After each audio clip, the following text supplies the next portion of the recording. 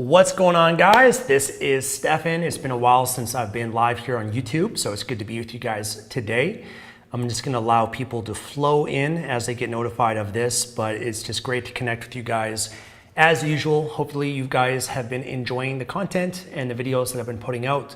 Not as much as I have in the past. I've been kind of slowing down a little bit with the YouTube videos and trying to just more put out videos when I'm inspired to put them out, and kind of relieve some of the pressure of always putting out videos, which is something that I've done now for over 10 years. Can you believe it? It's been over 10 years since I've been doing this on YouTube. I'm a dinosaur. Oh my gosh. Okay, so let's see what's going on here. If you're joining in right now, welcome, welcome, welcome. Say hello in the chat. Introduce yourself. Let me know where in the world that you're coming in from. The purpose of this stream is just to engage with you guys, see if there's any way I could be of service to you today. I put out videos on YouTube and whatnot, and I've done so for over 10 years, but I don't really engage as much to comments, and I'm not really on social media that much these days. And so the time where I can engage with you guys is usually when I do these live streams, where you guys can pop in and maybe you need some clarification on things that I've shared, or you want to know more information about something, or you have a question for me. Whatever it might be, I'm happy to see if I can support you guys with that and answer those questions based on my experience. So if you're joining in, feel free to put in any questions that you guys might have, and I'll do what I can to answer them. Just want to give you guys a heads up for two videos that are coming. Number one is I actually recorded these videos today, but the first video is on letting go. It's the letting go technique, also known as the release technique, something that I've alluded to in the Map of Consciousness video, which hopefully you guys have watched, because it's a very deep video, but it's a very powerful video that will kind of, this video on letting go is actually one of the techniques used to help raise one's consciousness. So it's a great video to watch if you want to grow in that capacity. And then the second one is on mindset for investing, because I've been seeing a lot of people react and suffer to the current state of the market, the economy, and the world of what's going on right now. We've got sky-high inflation, we've got a pandemic that we're still going through, we've got a war between Russia and Ukraine, and there's uncertainty around a World War III. So there's certain things like that, obviously, that is affecting the market, and I've been seeing a lot of people panic and get fearful as investors, and I just wanted to create a video to help those with more emotional stability, because usually you lose money when you panic, and you sell when you shouldn't, and you make some bad decisions when you're consumed by your emotions. And so that's a video that will come out maybe in the next 2 weeks that I think can benefit you guys. Okay, let's see who we got here today. Oh, thank you, Hannity. Appreciate it. Hello, Donut Boy. Hello, Jim. Hey, Mohammed. We've got Ars. We've got Tevin, Renee, Marco from Italy, Renee from Moreno Valley, California. Welcome. Thank you for being here with me. We've got Evie here from Portugal, Sweden. Awesome. We got Marianne from Ontario. Great. Hussein from Sweden, Mira from London, UK, welcome. Great, we've got people from all over. Welcome, guys, appreciate it. Okay, let me scroll through now and see what kind of questions we got. Bren says, has marriage changed me? Not at all. When you've been with someone for so long, I've been with Tatiana now for almost 8 years. We've from the very beginning had a very open, loving, vulnerable, just amazing relationship right from the start, right from the beginning. Well, not right from the beginning, I'd say within the first few weeks when we made the decision to be together. You go into that with the mindset of certainty that this is going to last forever. And we just always kind of had that mindset and that approach.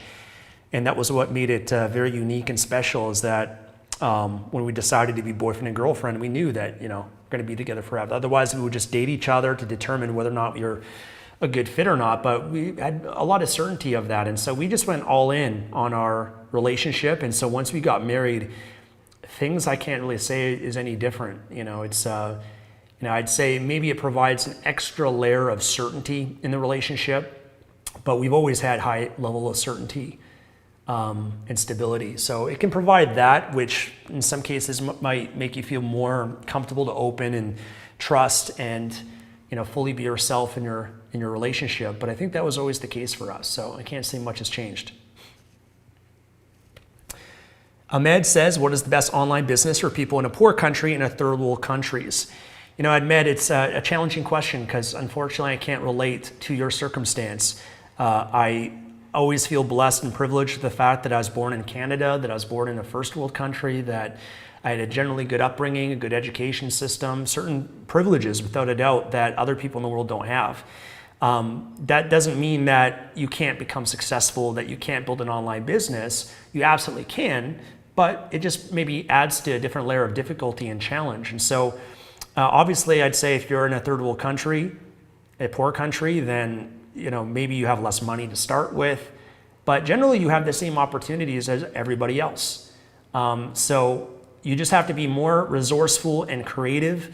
Maybe, one of the things that's great about the internet is no matter where you live in the world, you can work for companies in the United States, in Canada, in Europe, in these, huge, incredibly wealthy economic countries where you can make US dollars, for example, and that can provide a great benefit for you because you can make more working for someone else in the United States, let's say, virtually from your computer than you maybe would make in your own local economy of where you live. So what I would say, obviously there's certain business models that might be easier, cheaper to start with, but ultimately what I'd recommend if you're struggling right now financially, get a great job that can make you some good amount of money. Maybe it's an online job as a freelancer working for some company. You can go to Upwork, you can go to Fiverr, you can apply at different jobs. You can develop certain skill sets that can be valuable for different companies that might want to hire you. But that, at least being the position that you're in, can allow you to make some money, pay your bills, save money so that when you do start your business, you have way more options available for you versus not having money and struggling. You're very limited in what you can do. It's almost like trying to get started investing in the stock market with just barely any money. It's just, there's not that many options for companies you can invest in when you don't have that much money. If you have more money, then obviously you can make more of an investment and you'll make more money as a result. So sometimes one of the better moves is put building a business on pause, get your finances together, develop some skill sets, and position yourself and build a foundation so that when you're ready to, sell on Amazon, do affiliate marketing, do whatever you want to do, you can really go in and you can really do well with it.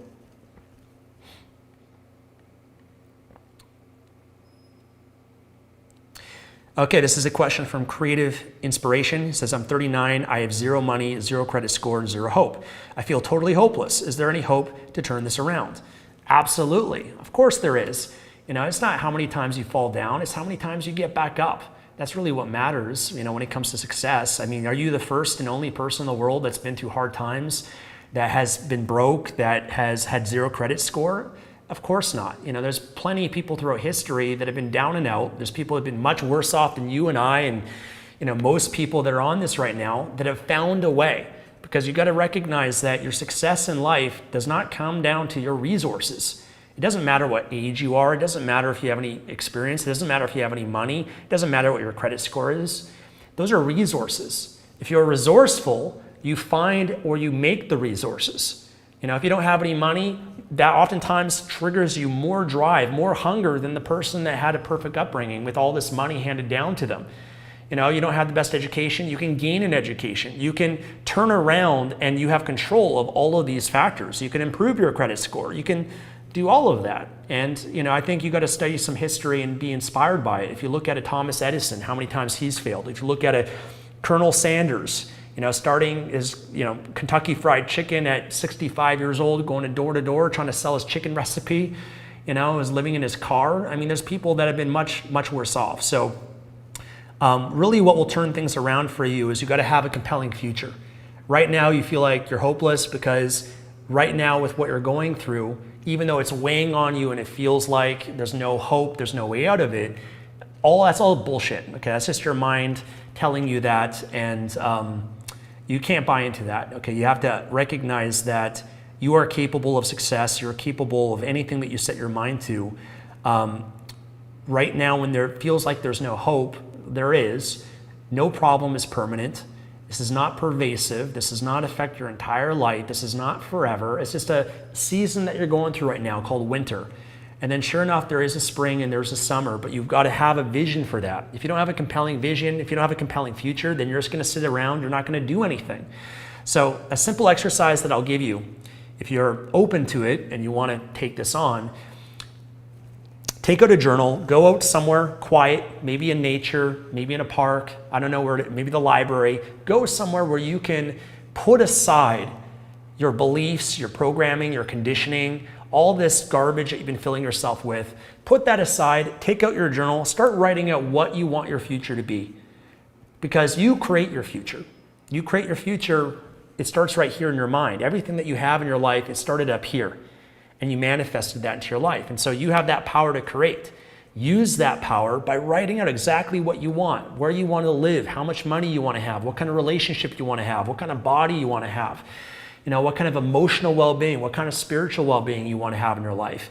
Get clarity on that and write it out in a way that it inspires you and excites you. Be like a kid, okay? Don't be like an adult. An adult, a 39-year-old adult, oftentimes, they have all these limitations and stories about why they can't do something. But a kid, you ask a kid what they want to be when they grow up, you ask the kid what the future will be like, they're going to tell you, I want to be an astronaut, I want to be the president, I want to, do whatever, right? Like they have no limits because the only limits that exist are the limits of your mind. But if you use your imagination, right, which is just a preview of your life's coming attractions, your imagination is going to fuel you to work hard and do what's necessary today so that you can create and attract that compelling future that you have for yourself. So create your future, write it out. Anytime you feel hopeless, anytime you feel lost, anytime you feel negative, just take out your vision, take out that compelling future and read it. Focus on where you want to go, not on the past, not on your challenges, not on all their liabilities. Focus on where you want to go, always. And you'll move towards it. Because whatever you focus on, you're going to attract. Whatever you focus on, you'll move towards. So whenever, again, you feel low, you feel down, you feel depressed, keep your vision in your back pocket. Take out that piece of paper, focus on where you want to go. You feel down, take it out, focus on where I want to go. Start moving towards that. That's all that matters. And then sure enough, what will happen? You'll get momentum.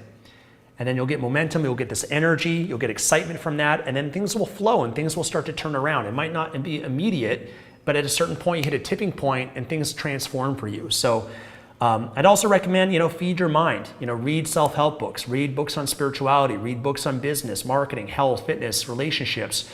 Learn from other people because you'll learn the strategies of what you can do to turn your life around and what you can do to make it better. All right.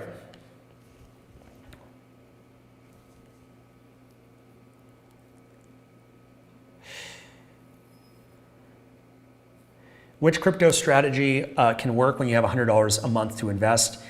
You really can't do much with $100 a month. So either you save that and just kind of put it aside until you have more money to take advantage of certain strategies. Otherwise, with $100 a month, really the only strategy I know of is just to buy and hold. So buy Bitcoin, buy Ethereum, hold it. If you want to take on more risk that has maybe some more reward, you can invest in some other altcoins that could do a moonshot and really take off and make you a lot of money. But for the most part, you might be a little bit limited with just $100 a month. If you had to start over, what would I do? I actually did a video on that, so you can check that out on the YouTube channel. But a lot of what I do if I'm starting over is a lot of what I do now. I mean, not that much different. I mean, if I was starting over, ultimately really what matters that you ultimately conclude when you're at a certain point of success, all that really matters is not how much money you have. It's, are you doing what makes you happy? Are you fulfilled? Are you passionate about what you're doing? Are you loving your life?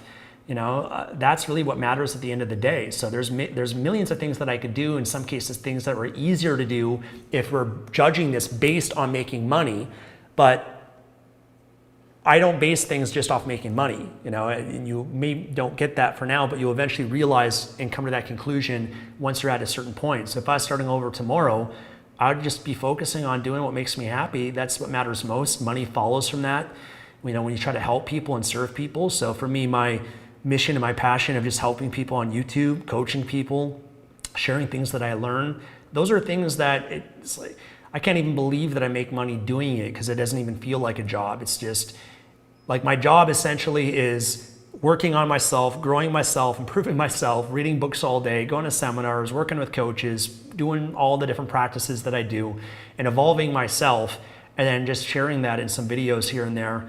And I've been blessed to do well from that, or maybe creating a course to go more in depth into something, or sharing something that's valuable as an affiliate. I mean, it's pretty unique and pretty special that I can also make money doing that as well. But I don't base it on that. So for me, what I would do is maybe different than what you would do, because maybe you have a different passion, a different mission. But ultimately, you have to go through your own journey. You have to try different things. You have to find what your skills are, what your gifts are, what your weaknesses are, what you're good at, what you suck at. You got to find the opportunity that works for you. I had to go through my journey of trying different things to eventually find what fulfills me the most and what can get me to where I want to be in my life. And you've got to go through your journey as well. You got to look at your journey as a long-term journey. You have to relieve the pressure of having to have it all figured out right now.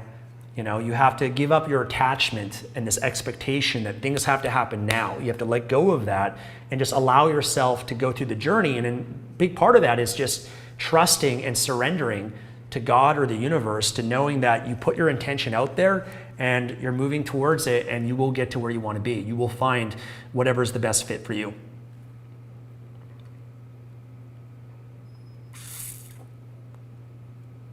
All right, let's dive into some more questions here. I'm just going to scroll down to the very bottom, because sometimes I do top to bottom and then it takes so long to get to the ones at the bottom. So I'm going to, unfortunately, I can't answer every question, but I'll just kind of pick out the ones that catch my attention.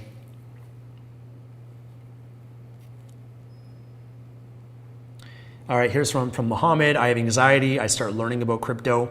Does anyone give me advice about if it is a suitable job for my future, or does I have a lot of stress? Because stress is my enemy. All right, so Mohammed, a few things that I want to share. Number one is that your anxiety that you're feeling or experiencing is not something that is you, okay? You got to be very careful when you use language like I am depressed, I am angry, I am sad, or I have anxiety, because now you're attaching and identifying to this emotion, which is not really you. You experience anxiety. Anxiety is emotion that flows through you, it comes up, it might even be habitual, but it's not you. Just like I've got this kombucha here, I can pick up this object and I can hold on to it, but I can also let it go and I can put it down. Your emotions are the same thing. Your emotion is like this object. You're feeling it and you're experiencing it, but it is not you. Like this kombucha here is not me. This object is not me. I think we can all agree on that. Your emotions are no different. So you have the ability, just as you can pick up and you can hold on to emotions, you can allow emotions to consume you, to weigh on you, to carry it with you for days, months, weeks, years, decades. You do have the ability to also let it go and to put it down. Maybe no one's taught you. I've done a video that's coming out soon on letting go, which goes more into this. There's one of my favorite books called Letting Go, A Pathway to Surrender by Dr. David Hawkins. There's a book called The Sedona Method. There's The Surrender Experiment by Michael Singer. There's so many resources that can help you to release these emotions, because these emotions, they're like clouds in the sky. They come and they go, or maybe you're going through a storm, but the storm always passes. It's the same thing with your emotion. The reason why you habitually and consistently experience them is often because you're resisting it, you're holding on to it, you suppress and repress the emotions, and so they're there in your subconscious, and you haven't learned how to let them go and release them. So that's the first thing that pops up for me when I read your question, is understanding that this emotion that you're experiencing, stress and anxiety, doesn't have to define you. Okay, you can let that go and release it. It's not easy. Okay, there's a lot of work to do and healing and whatnot, but you absolutely can. Now, you also said that you're asking about crypto. Is it a suitable job for your future? Well, crypto is not a job. Crypto is just an investment. I mean, depending on how you look at it, maybe there's different projects that you can get involved in and work for and whatnot. But for the most part, investing in crypto is not a job. It's a way that you take money that you've made to invest it for something that can make you more money in the future. But you need money to invest in crypto. So you need to have a job or a business or something that can make you money in order to be able to invest. When it comes to the stress, recognizing that's the stress that you're experiencing, The challenge that you're facing is that you're giving your power to the outside, the external, over your internal world. Okay? The external world, you can't control it.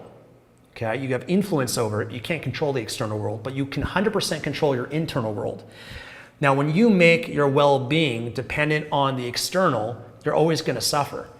Because, for example, with crypto, it's going to go up and down. It's going to be volatile. There's going to be things that happen in the world, in the economy. And if your level of happiness, your joy, your well-being, and your inner peace is dependent on the external world, you'll always suffer because you don't have control over that. So you have to recognize that the external world has no power over you internally. You have the power of how you interpret things, the meaning that you associate to things, the perception that you have, what you attach onto and identify with, what you resist. You have power over that. And that is one of the most important human freedoms that we have. You know, you can read the book Man's Search for Meaning by Viktor Frankl.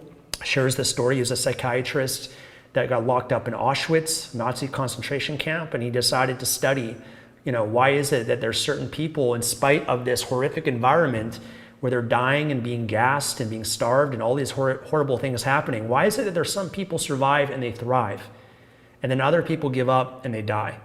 It's because of the meaning that you associate. And he said in his book, the last of all human freedoms is the freedom to choose one's own attitude. Okay, you have that power. Now, whether crypto is a good fit for you, probably not if you're very reactive to things outside of your control, feeling stressful. There's a lot of volatility in crypto. You can make a lot of money from it, but you also need the emotional capacity to be able to withstand, you know, the short-term volatility and the fluctuation from that.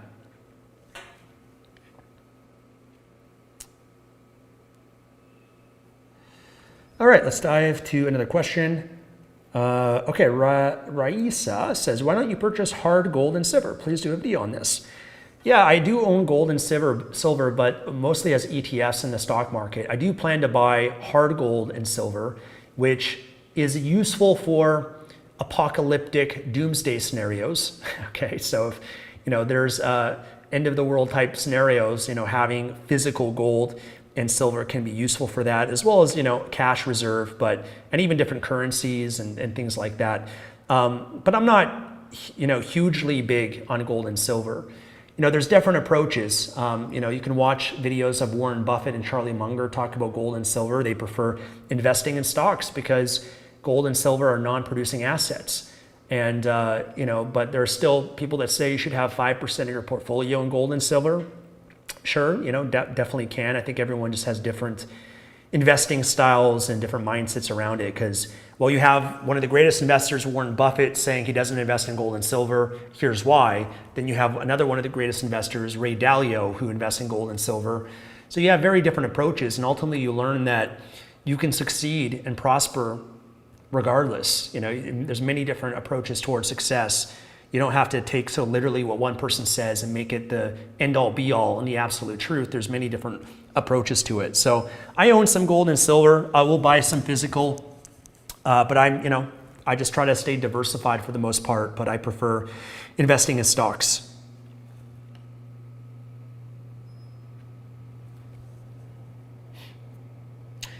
Okay, here's one from Million GNU. Hi, Stefan. I've been a huge follower of your work and your drive to help others. How do you live with intention and purpose every day? Well, thank you. I really appreciate that. I don't know if I really intend or try to live with intention and purpose every day. I don't think I really even care for that or even thought about that much. I don't have this expectation that I have to live with intention and purpose every day. See, one thing that I've learned is that you have to be careful when you adopt so many programs and conditions for yourself. One of the dangers, I'd say, of personal development is you learn certain things from these books, you put it on a pedestal, you make it so significant, so important, but then you create this pressure and this belief that I have to do and live this every day. So for example, you learn about a morning ritual, and then you take on the belief, I've got to do a morning ritual every single day. You learn about working out, and you're like, I got to work out every day. You learn about gratitude. I got to do my gratitude journal every day. You learn about living with intention. I've got to live with intention every day. You learn about purpose. I got to live with purpose every day. And then oftentimes what can happen is you adopt all these belief systems that are really meant to serve you and empower you, but they actually end up limiting you and imprisoning you. So you become a slave to them because now you feel this internal pressure to always live a certain way, right? I've got to live with intention and purpose every day. I've got to do this every day. I've got to do that every day. But you're really just now a slave. You're not really free in your life. And so at a certain point, as you grow in consciousness, which by the way, those can be useful to get into a certain point, maybe of success or whatever it is. But if you want to transcend to higher levels of consciousness, you actually have to let go a lot of that. You have to let go of a lot of these programs that you've adopted and even created for yourself that are now actually limiting you from living just in the flow of life, living in a more blissful, more abundant state. So for example, if you watch the Map of Consciousness video that I did recently about David Hawkins' work, at a certain level of consciousness, like over 600, you actually have to let go of all these rules that you have, all these beliefs that you have, and all these things that are telling you to do a certain thing. Instead, when you're at a higher level of consciousness, you're actually more living your life every day very differently. Every day it doesn't look the same. So for example, you might wake up and you're listening to your intuition. You're listening to what's going to make me feel joyous today, and you're just doing what feels good. Maybe that's going for a walk, maybe it's going to the gym, maybe it's being with loved ones, whatever it is. You're more going with the flow rather than trying to live this life of structure and trying to do all these things and be disciplined. And when you're not doing it, you have this guilt and you feel this pressure to do it. You feel shameful when you're not eating healthy, or you feel guilt and shame when you're not going to the gym, or whatever it might be. So for me, that's something that I don't really focus on. And part of it too is, my purpose always changes.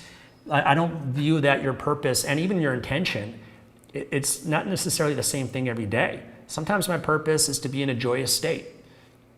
Sometimes my purpose is I just want to experience love and to give love. Sometimes my purpose is to make a great impact. Sometimes my purpose is to experience the world and travel and enjoy myself. I don't have all this pressure that my purpose has to be this fixed idea that I have to figure out and I have to always live by. I've let that go for the most part. So hopefully that's helpful.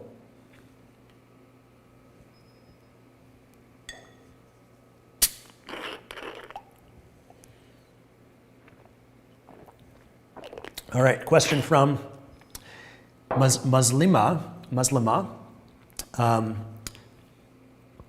Hi, Stefan. How do you react nicely to people in negative situations? I tend to get defensive and shut down. How you react to people is going to be dependent on the emotional state that you're in. So let me ask you this. If you're living out of joy and you feel bliss and ecstasy within yourself, do you want to, react in a negative way? Do you want to hurt people? Do you want to beat people up? Do you want to write negative comments on the internet? Of course not. When you're in a joyous, happy, fulfilling, peaceful state, you can't help yourself but express that to other people. How you respond to people is going to be based on the state that you're in. Now, if you're in a lousy state, if you feel anger, if you feel frustration, if you feel apathy, if you feel sadness, if you feel depression, anxiety, stress, then obviously you're going to react and respond in a very different way from that emotional state. So understand the level of consciousness that you're in, which each level of consciousness has certain emotions associated to it, will affect your viewpoint. If you live at a low level of consciousness and you're consumed by anger and grief and shame and guilt and all these different negative emotions, then when you look at the world or you look at scenarios or situations, then you're projecting your state and your model of the world to the world. So you're seeing that. You're seeing the anger, everything's gonna make you feel angry, everything's gonna make you feel sad or depressed, right? Because you're basically reinforcing what you're experiencing within yourself, and then you're projecting it outwards, and so it's this cycle of reinforcement. On the other hand, if you're living in a state of consciousness of just joy and peace and love and happiness, then everything that you see around you is loving and peaceful and joyous and amazing, right? And because when you see that, you're now reinforcing that level of consciousness, and that fulfills itself as well. So the solution to this is to raise and grow in consciousness. And I'm not really the teacher for this. I'm a student of this. Dr. David Hawkins' work, Power versus Force, Letting Go, Transcending Levels of Consciousness, the Map of Consciousness Explained. All these, there's many different things that teach and help with that. That's what I look at as the ultimate solution for this. But you said, you also said though, you want to react nicely to people in negative situations. Whatever you determine as a negative situation is all your perception. How can you really determine that something is a negative situation, right? You're just perceiving it as that. You can perceive a situation as negative, or you can perceive it as a gift. You can perceive it as a blessing. You can perceive it as a positive. One person fails and then make it mean that their whole life is over. They've lost all their money. There's no hope. Another person fails and then they celebrate it and they say, wow, I'm learning right now, right? There's a lot of growth right now. This is teaching me new things. This is going to help me pull myself out of this and be a much better, more successful person as a result. Somebody dies, certain people, they experience grief and a sense of loss and they suffer as a result of that. But there's also other cultures in the world when someone dies, they believe that it's selfish for you to suffer over their death and to feel down and depressed about it. They actually celebrate that person's life and they celebrate their death because they believe that they're going to the afterlife. So same event, different perception. One person can perceive it as a negative, other person can perceive it as a positive. So that's really a choice that you have that you really have to understand first and foremost.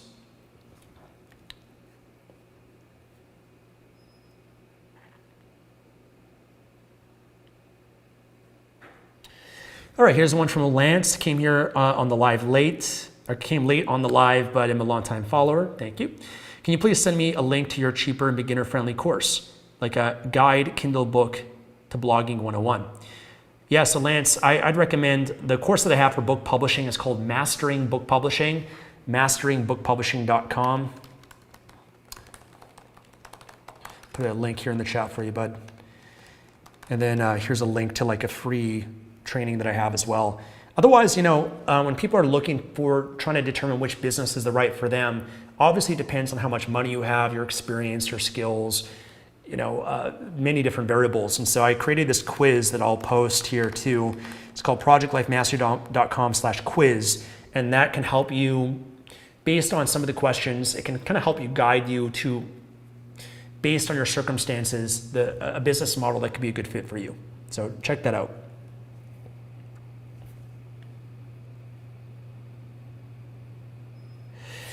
Okay, here's one. How can I quit weed and cigarettes and porn? I've been addicted for over 20 years.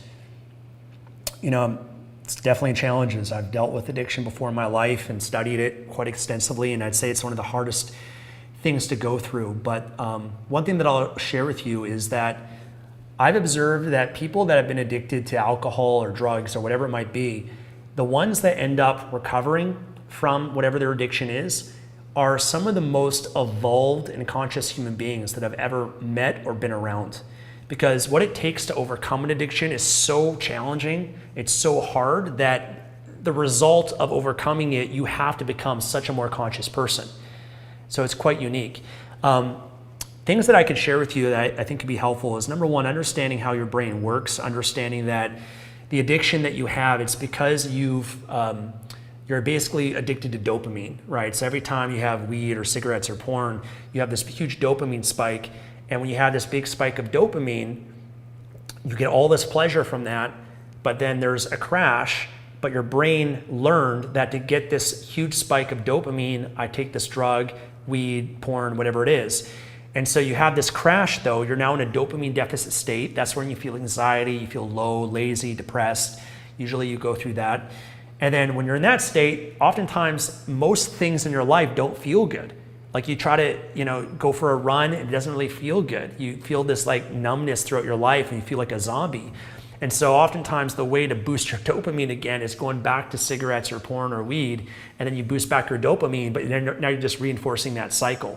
So one of the things that's always helped me when it came to these dopamine addictions is trying to do a dopamine detox. So trying to eliminate all things that overstimulate dopamine. Okay, so the things that overstimulate dopamine are gonna be porn, cigarettes, weed, even video games, even, binge watching on social media and, Instagram and Facebook and TikTok and YouTube, Netflix, all these things, even eating sugar and junk food, they're overstimulating your dopamine. So it's actually making it a lot harder for you to reset your brain and to stabilize your dopamine levels. So if you can either slowly remove some of those things, and so for example, things you can do for your computer is set up blockers, right? So if you watch porn, there's different softwares that will block porn websites and restrict things. For me, I don't even use really Instagram or Facebook much anymore. I have on my iPhone, what's it called? It's like some sort of settings that they have. They have settings that can allow you to restrict access to certain apps. So you can set a restriction to your Facebook and Instagram to 10 minutes a day, right? So things like that kind of prevent you from going there, I think is a really important thing. The other things that I'd say is, there's lots of great books that you can learn. One great book is called Your Brain on Porn. That's a good one. I read it. Another one recently that I shared on YouTube is on addiction. Let me try to do a quick Google search. I think it's called The Tiny Book of Change, The Little Book of Change, The No Willpower Approach to Breaking Any Habit. Really good book. So there's great books and resources. But another thing too that often people resist is I'd recommend going to a 12-step group. Go to, I think for porn, it's called Sexaholics Anonymous. I think there's, Narcotics Anonymous, one's for drug, just go through that, do the 12 steps. The 12 steps will essentially allow you to grow in your spirituality and become more conscious. That's the purpose of it, and is how people achieve sobriety, is through raising consciousness, because at a higher consciousness, you don't have these addictions. These addictions don't consume you. You're not living your life and affected by them as much. Otherwise, the other approach too is getting a therapist, getting professional help. Maybe there's some traumas in your past that you need to address. Maybe there's some things you swept under the rug that are there in your subconscious mind that are affecting you. But having a good therapist, someone that can work with you, someone that can guide you and help you through your recovery, I think will be important parts of the process. And you should never be afraid to get help. You should always be open-minded to help. We can always do better. We can always grow and improve. We all have blind spots and weaknesses and things that we're not aware of. So absolutely, I'm a big advocate of getting help and getting whatever kind of support you can.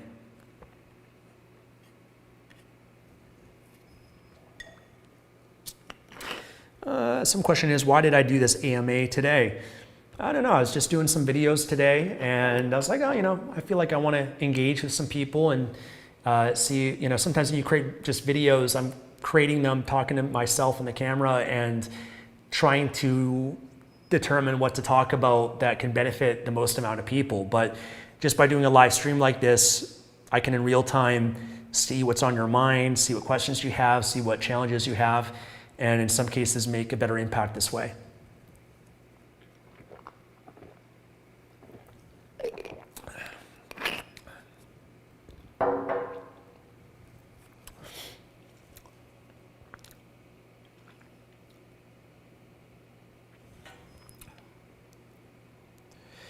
I'm curious if you ever personally smoked marijuana in moderation or tried any psychedelics for personal growth. Yeah, I smoke marijuana once in a while. I don't like smoking a lot of it. When I do have it, it's usually with a vaporizer because I don't even like smoke. It's not good for your lungs or whatever. But yeah, once in a while I do. It can be fun.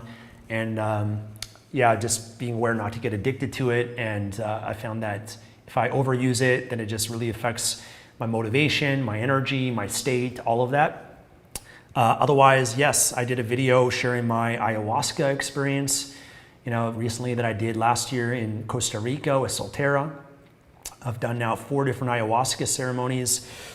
I've used psilocybin mushrooms for therapeutic purposes, and I've also used MDMA for therapeutic purposes as well. And I'm also an investor too. I actually participated in a study with Johns Hopkins for my ayahuasca, and I've also invested in several companies that are using MDMA for therapeutic purposes to get it more legalized for that intention. But Mostly I use it for more therapeutic uses and with an intention to grow and develop myself spiritually rather than for recreation.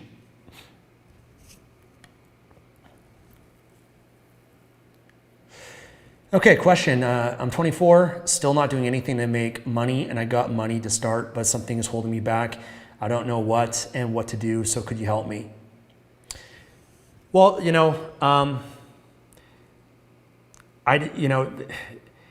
it really depends what you want out of life. Maybe you don't really care for money. Like I have a lot of friends that are very evolved people that don't really care much for money. I mean, obviously you need to make enough money to get by and support yourself and maybe for your future, but oftentimes society puts so much pressure on us and indoctrinates us that we need to have money to be good enough, to be loved, to be significant, or whatever it is. And some of the happiest and most fulfilled people that I know are ones that don't really have that much money. If you look at Buddhist monks, people of enlightenment, they just get by off of other people's donations of kindness.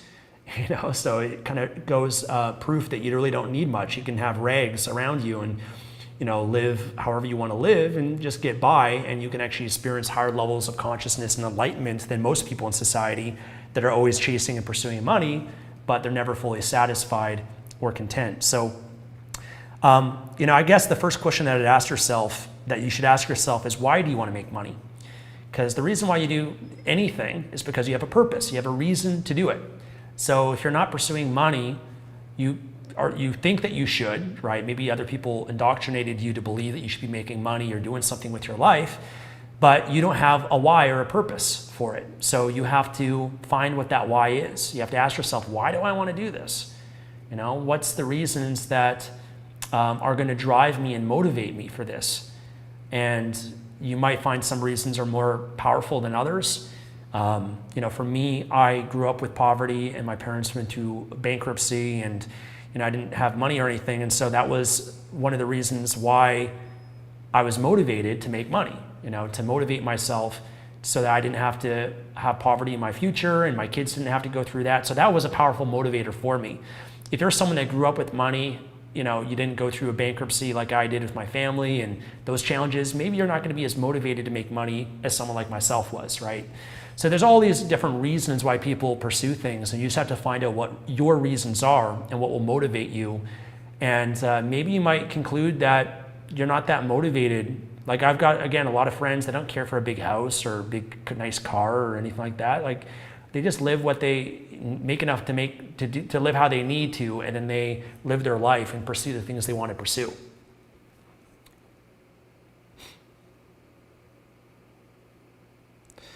What are your thoughts on hypnotherapy? I think it's really valuable if you have a good hypnotherapist.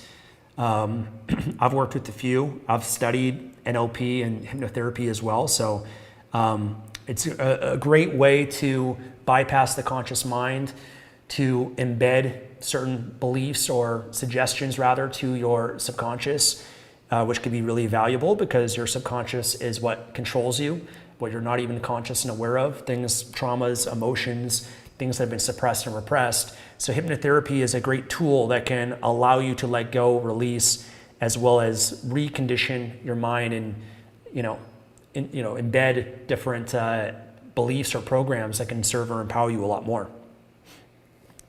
How do I get you to stop emailing me?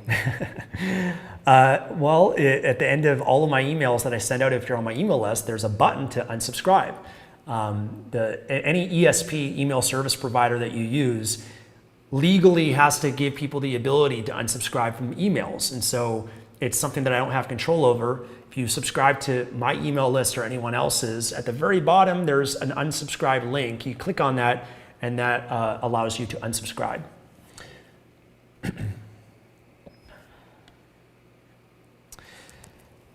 How often do I need to upload videos on YouTube in order to have a successful channel? I'm barely starting. Thank you for this Q&A. Well, honestly, as many as you can. The more videos that you have out there, the more chance that you have to get views, the more chance that you have to have a video that will take off and go viral and really build your channel. It's as many as you can while also simultaneously maintaining a certain level of quality. So there'd be no value in putting out a video every day if they suck, right? It'd be much more valuable to put out one video a week that's really good rather than a bunch of videos that suck. So you got to make sure that you maintain a certain level of quality that will impact people's lives, make people someone that they leave watching your video, they feel better, they feel inspired, they feel motivated, they learn something, whatever it is. You got to ask yourself, what do you want people to feel and experience after they've consumed your videos, after they've given you their time? What do you want them to leave with? Because you always want to leave people better off. That's the key to a successful channel, successful friendships in life, right? You've got to make sure that people have a positive experience with you, right? You're only going to get a certain opportunity to be present in certain people's lives from a certain period of time. And whether or not people want more and come back for more is going to be based on that impression that you leave and what they feel and what their experience was. And so ultimately, you've got to make sure that your videos are quality enough so that people leave watching your video with a positive experience that encourages them to subscribe and watch more. So you might decide, hey, I can maintain a high level of quality and I can do 7 videos a week. Great, if you can do that, your channel will probably grow a lot faster than someone that's just doing 1 or 2 or 3 videos a week. So it's really as many as you can do and as many as is realistic for you as well, because you don't want to set this goal of doing 5 videos a week, but it's so overwhelming for you and it's so intimidating for you that you don't even do 1, right? So sometimes you might have to start off with 1, maybe then 2 a week, and you get some momentum, and then you can decide to take on more videos. But the most important thing is making sure that you're putting out videos. That's the most important thing.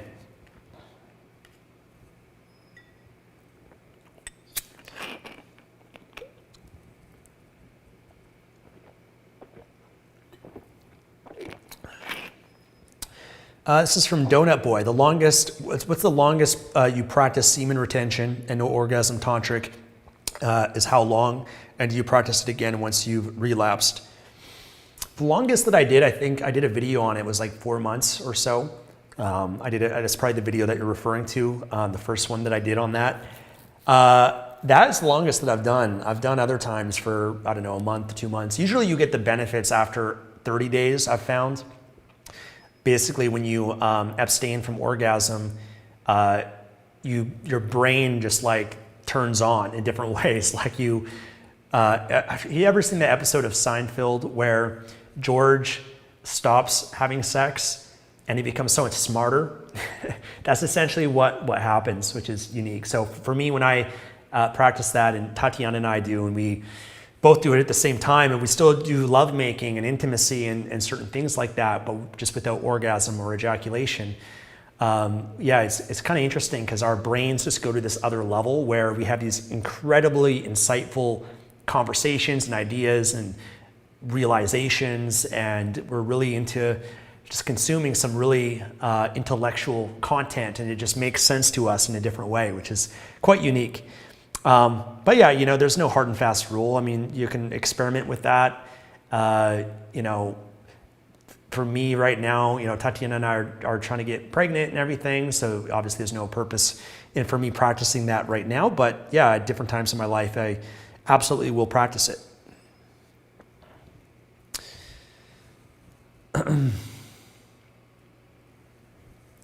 Okay, here's a question. How have you handled rejection in all areas of your life? By not viewing it as rejection. See, in my belief system, my model of the world, rejection does not exist.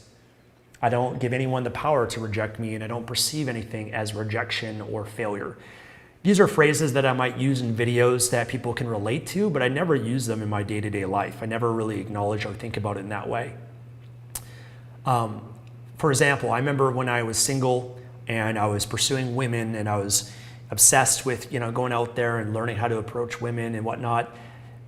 I could probably argue and say that I've been rejected thousands of times. Thousands of times I went up to a woman and she wasn't interested, or she was busy, or she had a boyfriend, or whatever it might be. But I never viewed it that way.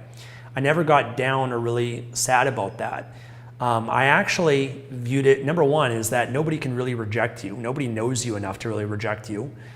Number two, that if I did approach someone, let's say, or tried something and it didn't work out, it just means that that approach didn't work, right? And maybe there's a different approach, or maybe it would have worked at a different time or a different context or a different circumstance. And so, It's not the end all be all if you tried this one approach and it didn't work out. Because even, for example, going back to being single, if I approach a woman and she doesn't respond well, maybe it has nothing to do with me. Maybe she's just having a bad day, right? Or maybe she is in a relationship, or maybe the way that I approached was not a calibrated approach. Maybe I wasn't aware of something and I startled the person or made them uncomfortable, whatever it is, which is just an opportunity for me to try something else or get better or learn or get feedback from it. So I guess one way of looking at it is there's no rejection, there's only feedback.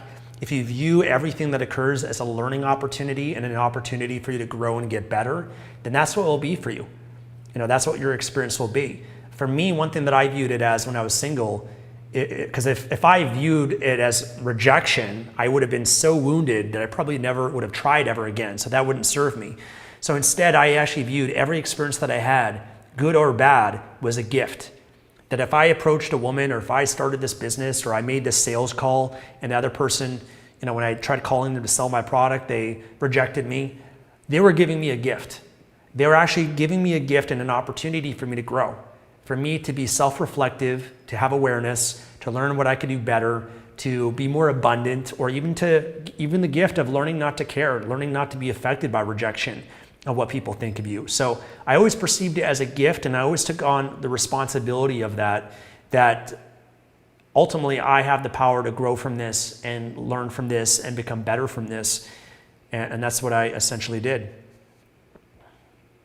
Yes, Shauna says rejection is redirection. Yes, I've heard that. Rejection is just redirecting you in a better direction in your life. Okay, Adrian says, hey Steph, I'm really thinking about moving my young family out of Canada due to the direction this country is going in. We're thinking somewhere in Central and South America. Any suggestions?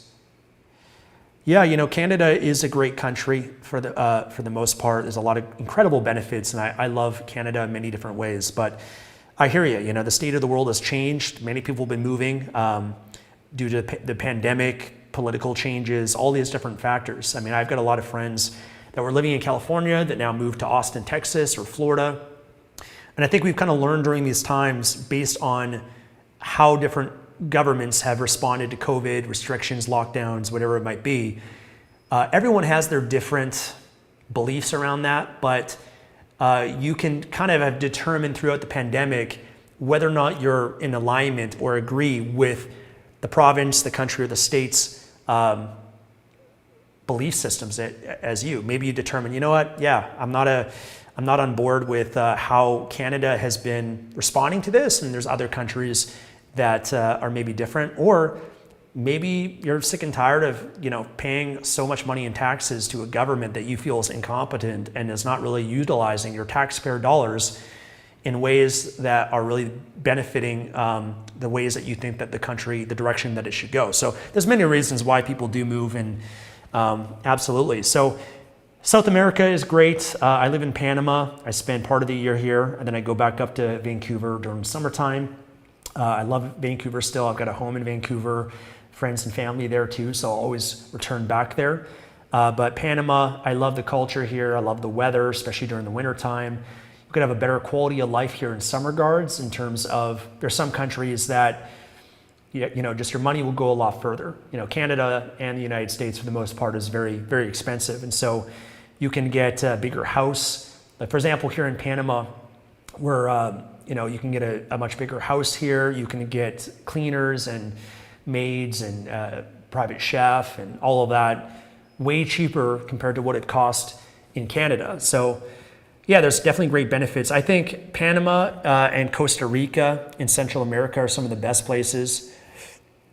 I've traveled around South America, but I don't know in terms of living in any of those places. I think it kind of depends on your preferences. But I know Costa Rica and Panama are some of the most popular retirement destinations for those in Canada and the US.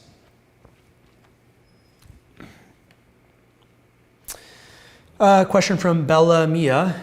Hi, Stefan. What type of investing do you do in the stock market? I've shared many videos I've got a playlist here on my YouTube channel going into investing. So you can kind of learn a lot of what I invest in through those videos. But First and foremost, I invest in index funds and ETFs. And then I also invest in some individual companies, primarily large cap companies, generally most of the big tech companies. I'm invested in Canada in the financial sector, a lot of the banks in Canada, some oil companies, Tesla. I mean, I've got a lot. I've got too many stocks, in my opinion. I need to kind of trim them down a bit. But I invest in real estate investment trusts. I invest in, like I said, some gold and some primarily gold as a precious metal in the market. Those are just kind of some things I invest in.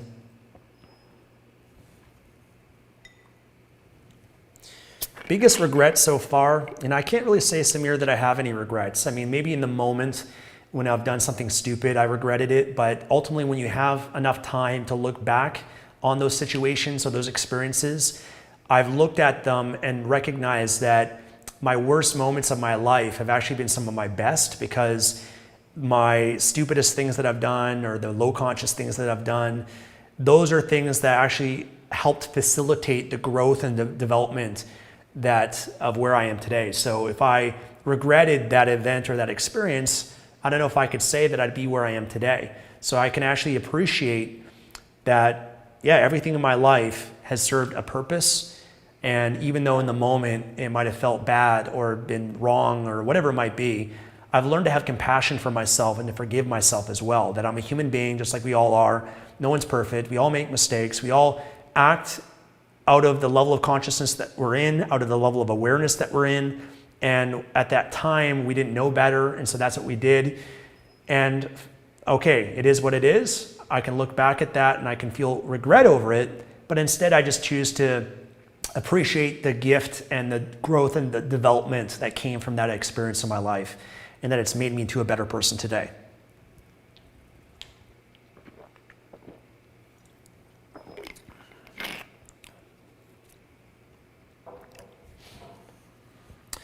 And this is a follow-up from Bellamia. Are you investing in Alibaba stock with the current situation? I have been investing in Alibaba as over the last few months. They've been going down.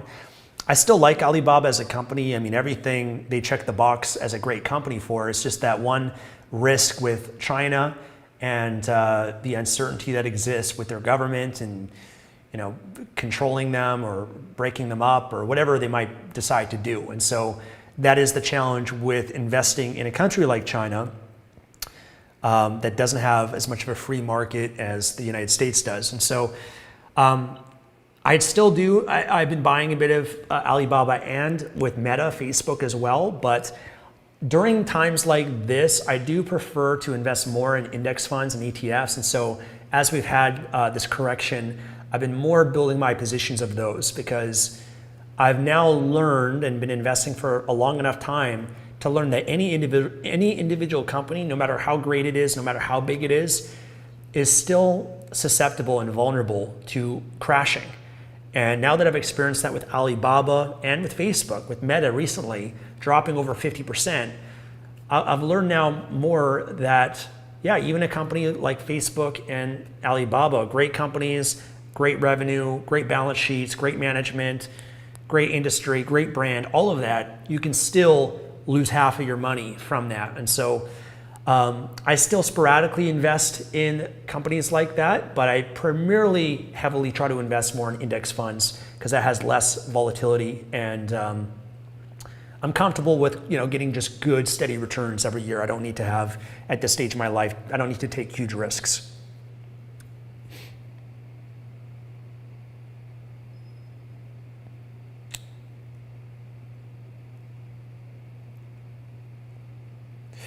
Project Calisthenics. How can I soften my hard heart to sin? My answer to that would be to welcome God into your life. Practice humility. Humble yourself. There's so much in life that we don't know. There's so many unknowns of life. And for me, letting go and surrendering my life to God has been transformational in so many ways, because you feel this connection with the divine. You feel this connection with God and know that you have this divine being that loves you unconditionally. And then when you feel that unconditional love, or even just intellectually, if you know that you're loved, then that changes you. That gives you a different feeling of relief and comfort and faith throughout this life. And that's the first place that I think about, is just having the humility of God, and that helps to dissolve your ego in a lot of ways too, which is really good.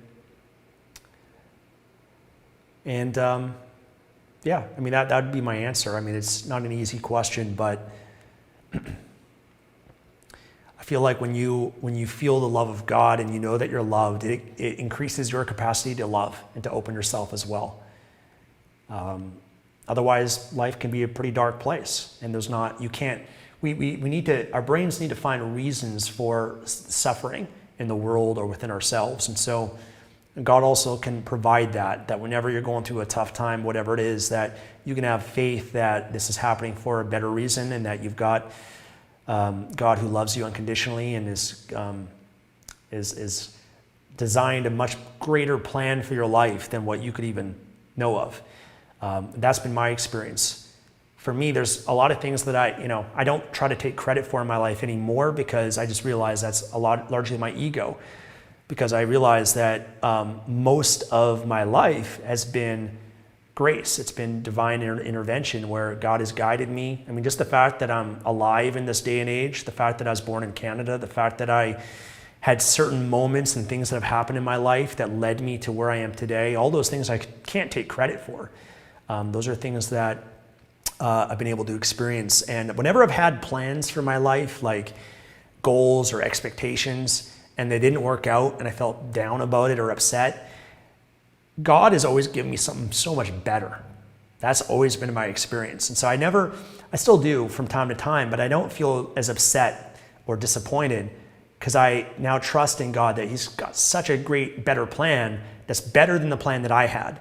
And it's fascinating how that works. So that's been my experience. I don't know, when you get into the topic of religion and spirituality, obviously people have different beliefs around that, and you have to, there's no right or wrong. You have to determine what's best for you and what kind of attitude or mindset or approach that you want to take. But that's just my experience.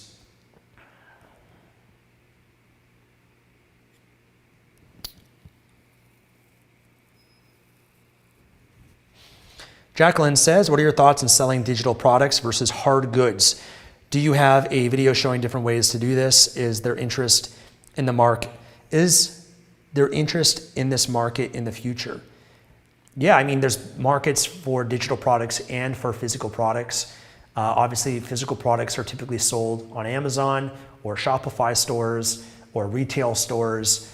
And with physical products, there's generally a bigger market for them, but you have more overhead because you have to pay the cost of manufacturing it, shipping it, storing it in warehouses. So there's more overhead involved in physical products, and there's generally less profit margins in it, versus digital products, there's not much overhead.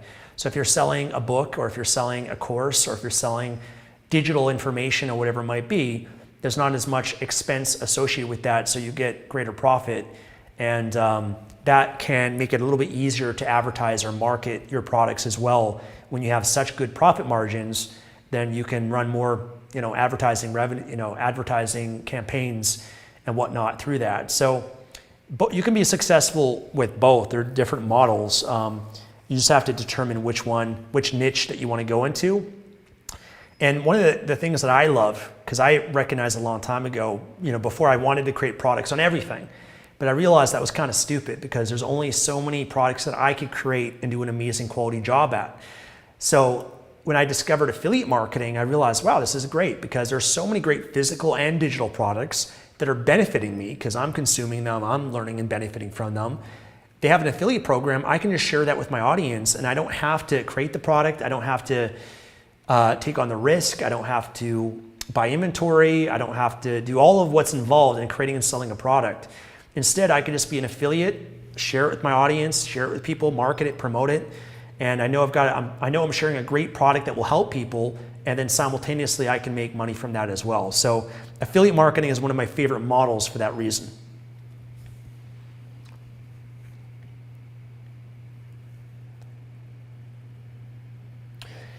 When you're stuck, when you're stuck due to huge disappointment because you have done something wrong and guilt have overtaken yourself. Yeah, I've been there myself too. I think the first step is to forgive yourself. Listen, you made a mistake. You've done something wrong. You did something that, obviously you're punishing yourself for it now and you're feeling the guilt and the shame over it, but you can't change it. You just got to accept that and understand that you did what you did out of the level of consciousness that you're in.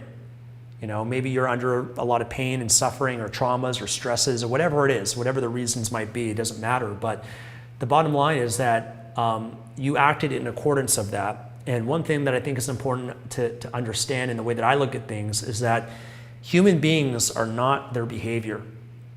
Okay? Human beings, for the most part, I believe that we're all pure and innocent from the moment that we're born. There's no evil babies that are born into this world. Every baby, every human being is a clean, fresh slate. And then we go through this life and we're basically absorbing the beliefs of society, of our culture, of our parents, of our peers, of the media, of magazines, of news. All of this, we're basically being indoctrinated by all the beliefs, the values of society and everything around us.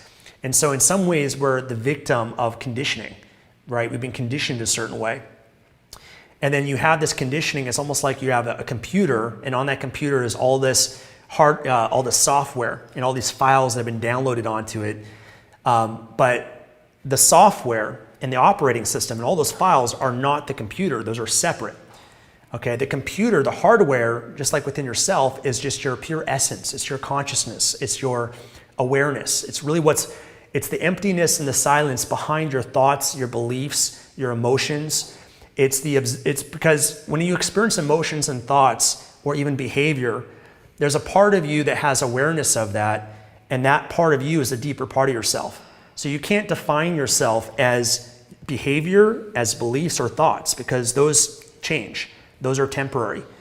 Versus your awareness and your consciousness is the deeper part of yourself that's permanent. So ultimately, when you recognize that when people do certain things, it's not because they're an evil person. It's because they've been conditioned a certain way. They have, if someone's a suicide, a kamikaze pilot or a suicide bomber or whatever, they're going to kill themselves. They're doing it because they've been conditioned to believe that this is the highest way to serve God or whatever their belief system is. They've been conditioned that way from whatever their culture, their upbringing, or whatever it might have been. So not to say that, not to alleviate responsibility, but in some ways, there's some truth to that. And that can at least help you by having that realization that your thoughts, your feelings, your beliefs, and your behavior don't define you, that we all do certain things at different stages of our life based on the consciousness that we're in. Because look, have you ever done something, anyone here, have you ever had, said something or done something stupid that you later regretted, but you only did it because you're stressed or that you're angry or whatever it might be? Of course you have. We've all done that. No one's perfect. The problem with cancel culture today is people are judging people and trying to attack them as if they're perfect divine beings. And it doesn't make any sense. Everyone has made mistakes and everyone's done stupid things. Yes, there's different variations of things that we've done at different stages, but ultimately we have to learn how to forgive each other, and you have to learn how to forgive yourself and to be able to let it go. So, let it go. Decide to forgive if you're ready to. Find the gift in it. Maybe the gift in the suffering that you've gone through or what you've done that you regret is that it's now made you more conscious as a human being. You'll be a better human being and live your life with greater judgment. If you've done something bad or horrific to someone else, then maybe the gift in it is that now you're going to treat people better. You're going to be nicer and treat people with kindness and love, right? Maybe that's a gift that you wouldn't have in your life or step into if you didn't go through what you went through. So recognize that maybe there's a great empowering purpose to what you've done or gone through. And Another, part of it too, for me, and this is where spiritual growth and development comes in. All religions, they teach about forgiveness, and they teach about love and compassion. And I think this is a great value to us, especially when you have divine beings or prophets like Jesus or whoever it might be that you might look up to, and you see that they've had this capacity to forgive and love.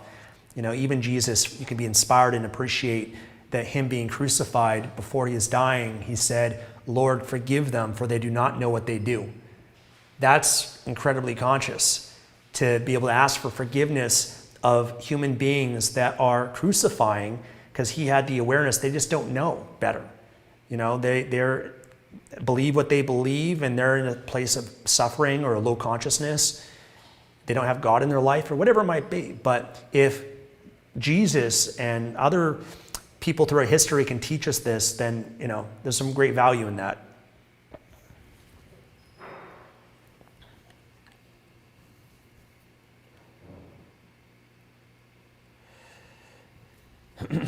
Okay, guys, we'll do a few more questions here before we wrap up.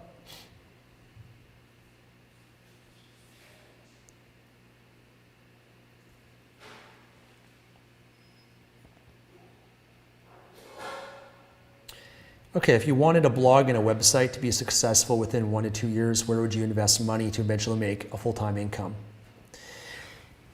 It depends what your blog is about, what your website is about. Is it going to be a store where you're selling your own products, digital products, physical products, affiliate marketing? You're going to be running advertisements on your blog or website. So you've got to determine what your business model is and what your monetization method is.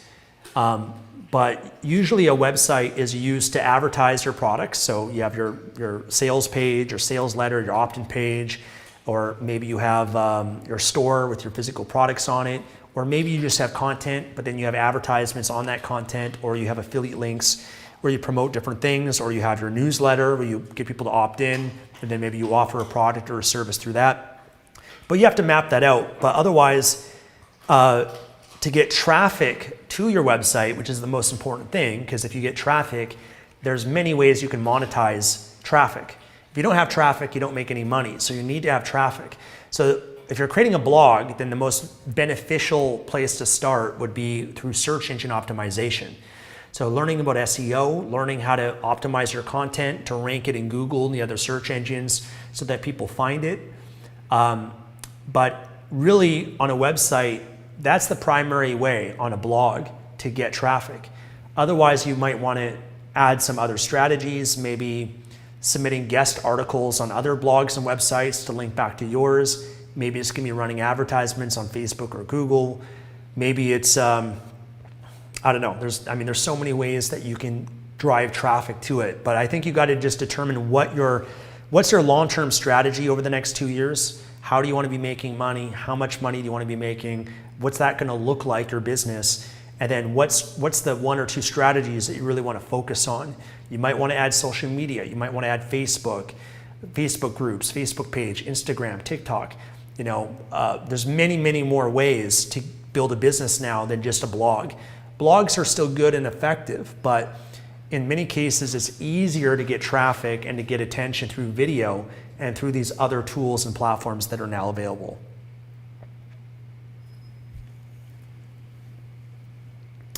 What advice would you give to your 20-year-old self?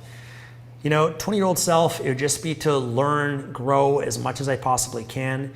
At 20 years old, you want to have fun, you want to play, you want to go out and party or whatever it is. And sure, you should still do that and enjoy that. That's a special time and phase of your life. But you also have a great opportunity when you're 20 years old to set yourself up for incredible success, happiness, relationships, health, fitness, all of that by the time you're 30 years old. And so at 20 years old, if you start reading books, if you start going to seminars, if you start investing in growing yourself and making some positive steps for your health and fitness and learning about relationships and starting a business or investing, all those things will have a huge impact on you when you're 30 years old, will have an even greater impact when you're 40, an even greater impact when you're 50 and 60. So you have a very unique opportunity to set up your life when you're 20. You have so much time ahead of you. And it's also, you have one of the great benefits of being that young is that you don't have as many limiting beliefs and limitations and negative habits that other people do versus when they're 30, 40, 50 and beyond, right? Because you're more of a clean slate. You haven't been through the traumas and the challenges of life as much as other people have. So it's a great opportunity to kind of set up your mindset so that as you go through difficulty and challenge throughout your 20s, 30s, 40s, and beyond that, you're going to have a more positive outlook and perspective on those things in your life, and they're not going to affect you as much. So set goals for yourself, read, learn. Those are all the things that I would do, that I did do, by the way, but I would have done just more of that. And I'm happy with the outcome of that. I'm happy with all the decisions that I've made in terms of where they've gotten me.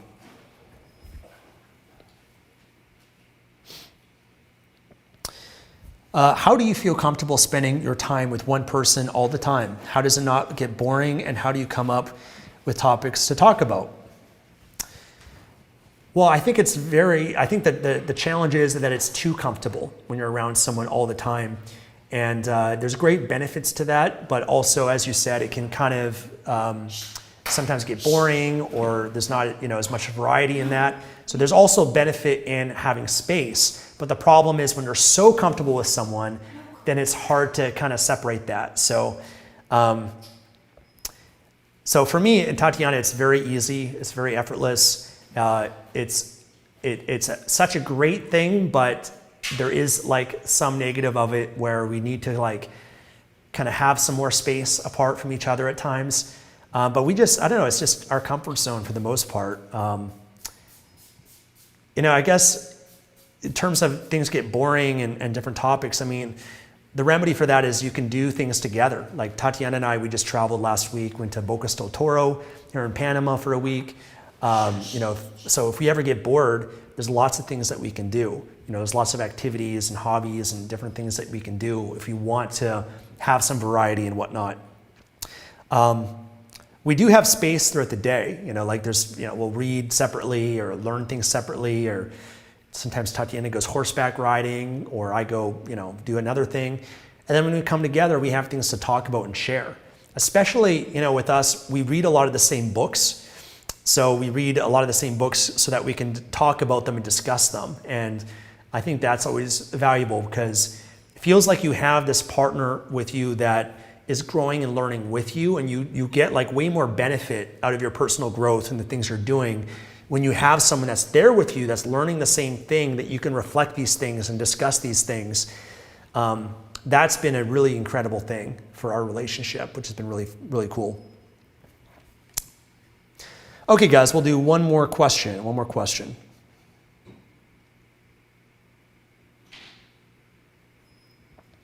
Okay, I'll do two questions. Hey, James, I'm 15, hadn't achieved nothing in my life. What should I do? Want to do something about it. You're 15, you haven't achieved anything. Most 15-year-olds have also not achieved anything, so that's okay.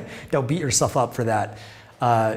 You're young, you're still, I commend you for being here at 15 and wanting to achieve and do great things in your life, so that's great. Really, the place to start would just be set some goals for yourself. Set a vision for yourself. Where do you want to be when you're 20? Where do you want to be when you're 25? What are goals that you could set for your fitness, for your health, for your career, for your school, for your relationships? Set some goals for yourself and just start achieving them. Start moving towards them. Maybe set them small at first, but start moving towards them. Maybe you can set a goal that you're going to read one book every month. That's a great achievement. If you read one book a month, that's 12 books a year. That's going to be some really valuable wisdom that you're going to attain that can really serve you for the rest of your life. Okay, one more.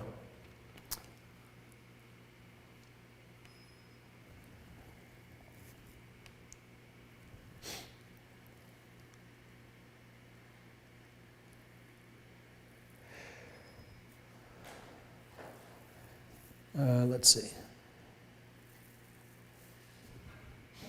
Thank you, guys. Appreciate the comments.